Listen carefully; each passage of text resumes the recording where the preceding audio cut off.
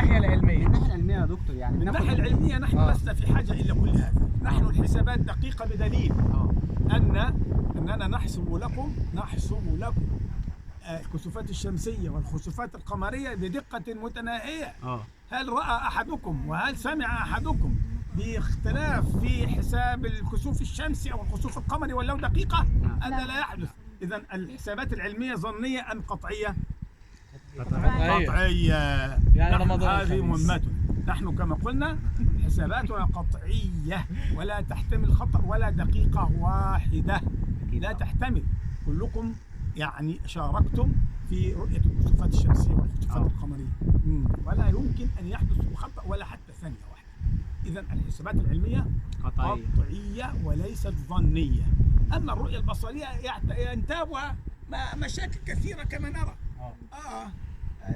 البصر مختلف، الاجواء مختلفه، اليس كذلك؟ سحب، ملوثات طبيعيه، ملوثات صناعيه. اذا يا دكتور في هذه الحاله بنرجع للحسابات العلميه. يا اخي انا بتاع حسابات علميه. الذي يتخذ القرار بذات الشأن انا اتكلم فيها القرار يا دكتور، في اتكلم فيه القرار ليس قرار. تمام. في بعض الدول اعلنت انا ما اعرفش والله، انا غير متابع للحقيقه يعني. انا غير متابع لوسائل الاعلام. انا رجل من مهنتي علميه، اعرف الحسابات، اعرف فتره القدس وزاويه الهلال وارتفاعه وما الى ذلك وكل هذه الاشياء. يعني نحن هذا اختصاصنا.